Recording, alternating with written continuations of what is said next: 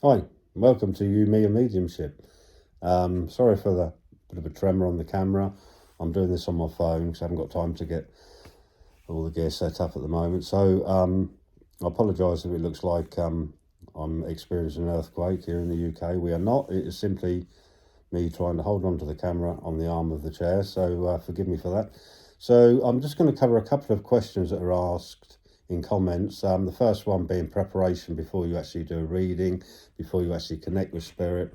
So, and the second question is, what is spirit world like? Is it similar to this world? So we'll cover both of those. Firstly, preparation. Obviously wash your hair and do your nails and all that sort of thing. No, only kidding. Basically, preparation is intent. It's important that you send that thought out there. Even if you have a name, even if you know the person, it doesn't matter. Okay, it's important that you have that element of intent there.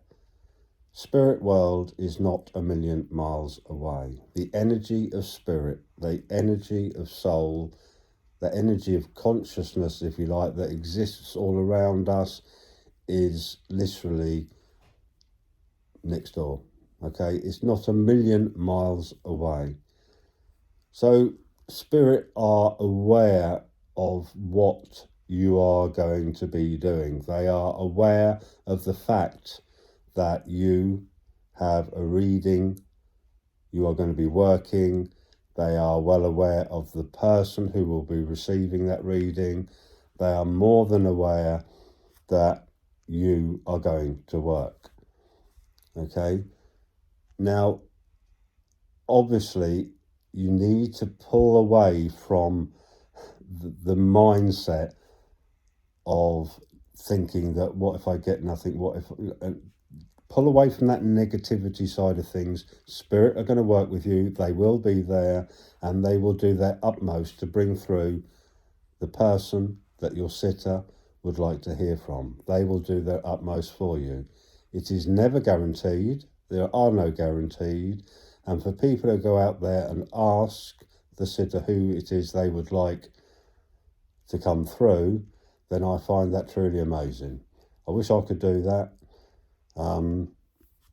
I question it, basically. I do question that. We do not demand anything. Okay, we cannot demand a certain energy will come through. That is totally wrong. Okay, so all we can do is ask spirit to work with us in that moment of time. That is all we can do. Even if I'm driving to a reading, I will send that intent out there.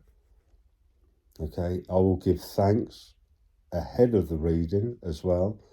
I will say to spirit, I appreciate all you're doing. I appreciate the effort you put in to bring that loved one through. I give thanks for that, and I'm going to do my best for you to give the information that is passed to me to whoever it is you're going to. I normally name them. I name the person I'm going to see, and sometimes I do only know the first name, which is fine. But spirit are aware of where you're going. Spirit are aware of who the sitter is, and spirit are aware of the loved one that they would like to speak to. And because they're aware, again, there is no guarantee. Okay? Entirely down to the loved one. If they wish to come through, if they can come through, it's not always possible for them to come through. And people ask, why is it I never hear from so-and-so or so-and-so? It's simply because there may not be the reason to come through. It's not just willy-nilly, oh, let's go through and have a natter. It doesn't work like that at all. Okay? There has to be a reason for coming through. Okay, and it may well be the pain of the sitter who is left sometimes, that they just want to give their loved one the nod that they are fine, they are happy, they are at peace. It may be that is the reason. So we do not always truly understand why certain spirit energies can come through and some can't. It may well be, and we need to understand the effort involved in trying to pass information to a medium is intense. It is not a simple thing for them to do. There are lots of obstacles in the way, and to be able to lower their vibration to a level that we can obviously hear, see, feel, sense, they have to lower their vibration so low to be able to do that. It is not always possible that energy is capable of doing it. They will have help. They will, obviously, we have people that work with us, we have souls that work with us, energy that work with us, and they will do their best to help them with that, but it is not always possible. So it's not the medium's fault at all, okay? Well, 9 times out of 10 it is not. If it's a very good medium who's doing the reading, plenty of experience, and is doing their utmost to get that energy through, and it doesn't come through, you cannot always blame the medium. Okay, we are working together. We're a team with Spirit World, and we are working together. And sometimes it just isn't possible. So preparation is really down to intent. So prepare yourself with intent. Throughout the day, if I'm doing a reading in the evenings, on maybe 2-3 times in the day, I will send out that intent. I will ask for my helpers, the guides, to come close and to work with me that evening. And I will appreciate, I will give appreciation for what I'm asking them to do. It's important. They are more than happy with acknowledgement. Spiritual energy loves, if you like, acknowledgement. They do not wish to be worshipped. It is a pointless exercise to them. They do not want us to be doing that. They simply want acknowledgement that we can hear, we can see, we can sense them. They are there and we can work together. They just need that acknowledgement. They do not want us bowing down before them. And I know that, 99.99% sure of that. Okay? So send out your intent well before, just before you arrive as well, and that is the best way of working. We do not, they don't have an Outlook calendar or anything like that and book it in. It's not like, they're well aware of what's going on. And like I said, just be respectful, okay, and appreciative of the work they do to blend with us. The second question was based on what is it like in the spirit world, and can we enjoy the same things there as what we do on this plane? Yes, we can. We can enjoy exactly the same thing. Obviously, over the years, there have been many stories of people building bungalows and for their loved ones and doing the garden and getting it ready for them and blah, blah, and what have you. So, okay, respect that thought. I respect that thought. We are human beings with a human mind, and we're going to look at it like that because we cannot comprehend the spirit world. We can comprehend certain elements of it. We can understand energy, we can understand consciousness, and we can understand the emergence of energies. We can get a grasp of that, and we can totally understand it. But the vastness, the experience of spirit world is something that the human mind it just cannot comprehend that. Okay. If there's something, I'm going to try and keep this as simple as I can. If there's something that you experience in your lifetime, okay, that you enjoy, it makes you happy, it gives you that sense of satisfaction, okay, that sense of that enjoyment, that sense of that satisfaction, okay, can be materialized within the world of spirit. It is something you can create within self. So you can recreate it. As spiritual beings can manifest. Now, it's not solid. It is not something that all of a sudden we build a bungalow and there it is and in we go. It's not like that. It's an experience. So, for argument's sake, if you love the experience of, let's just grab something, watching a football match, you can recreate that feeling, that sensation, that satisfaction, that enjoyment element of it can be recreated, and it can be, in a way, kind of replayed before you. So you can experience that very thing that you experienced here whilst in the body. But, and it's a big but, what's important to try and understand here is that what satisfies a soul and energy within body is vastly different to what will satisfy an energy, a soul, a spirit out of body. So just because something here makes you feel good, makes you happy, feel satisfied in your life, is vastly different to what makes you feel good whilst spirit, if you like, whilst in that experience of being within spirit world. We do not think the same. We see things completely different to how we see them here. There's no element of negativity there. There may well be there is no time, so it's very difficult to say for a couple of days or a couple of weeks or a couple of years or whatever. That time does not exist, okay? We need also to try and get your mind around that element too.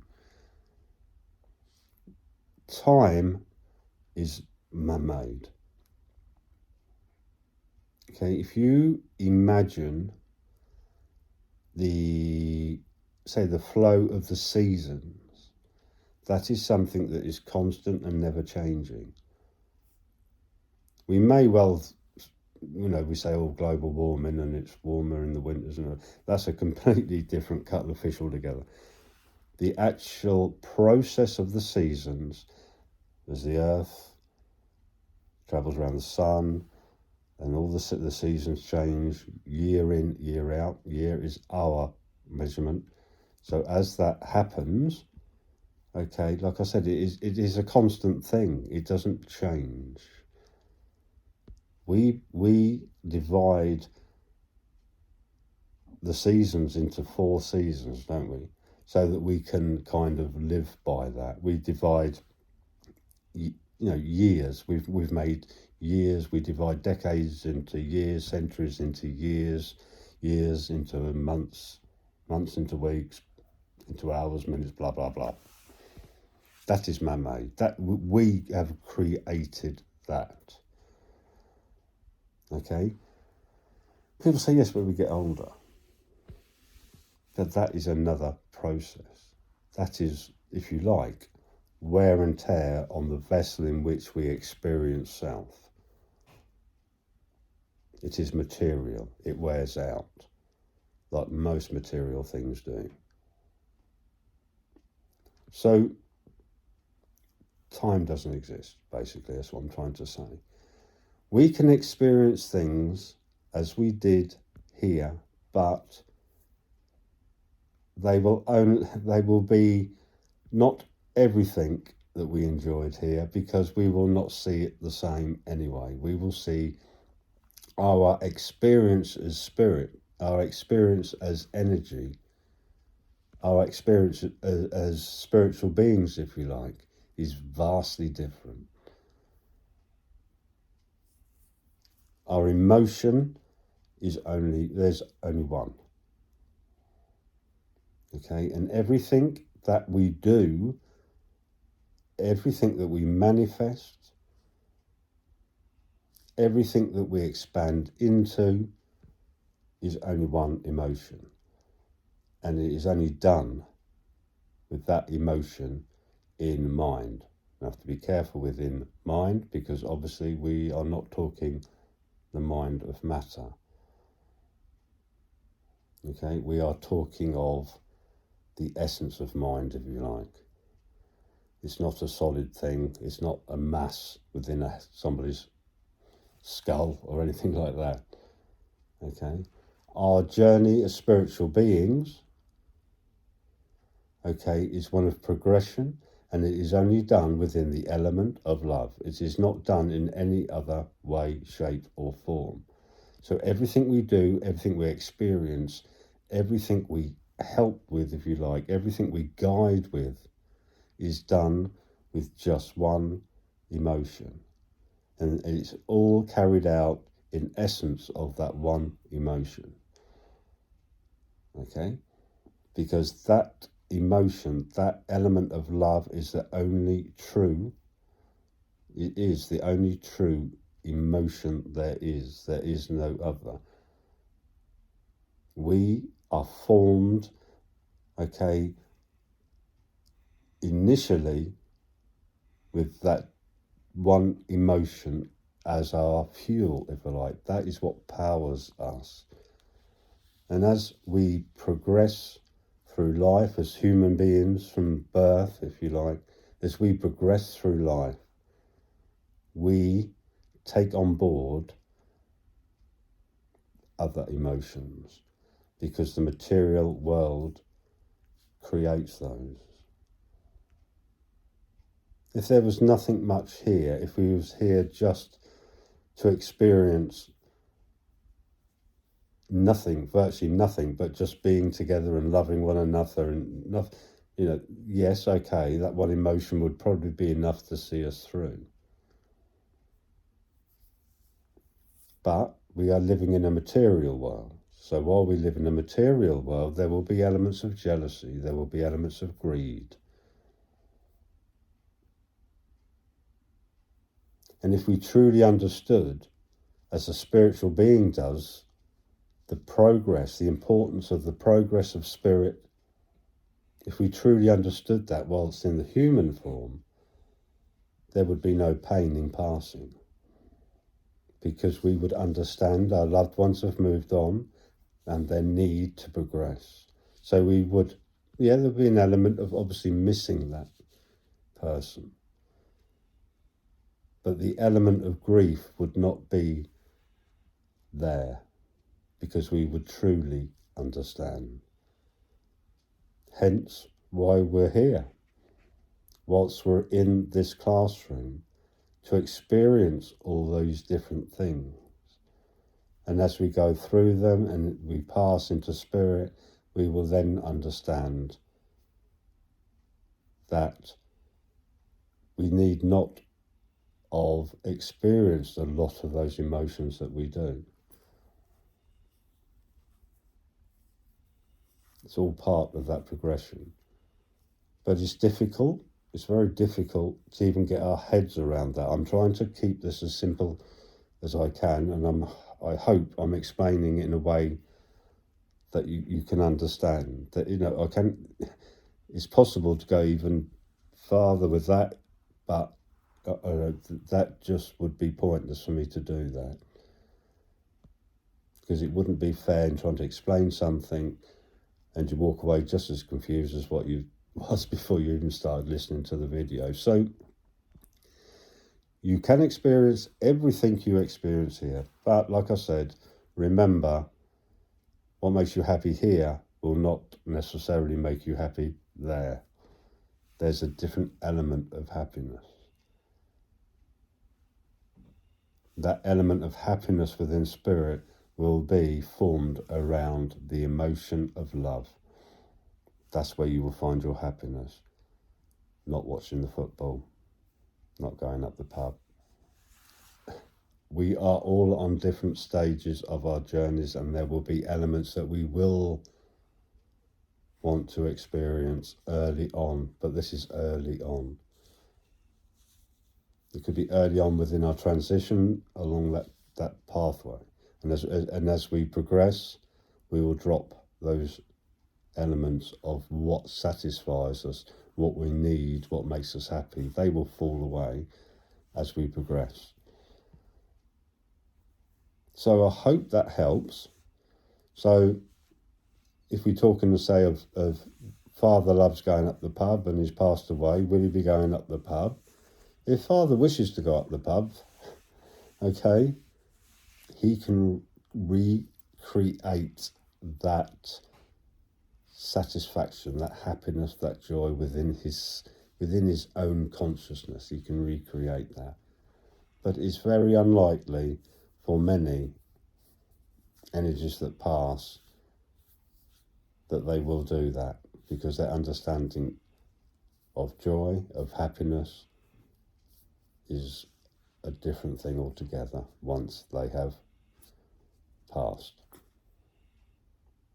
I hope that helps. I hope it wasn't too complicated, and I hope I haven't made a mess of it.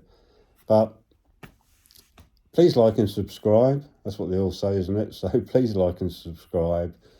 Any other questions, I'm more than happy to answer them.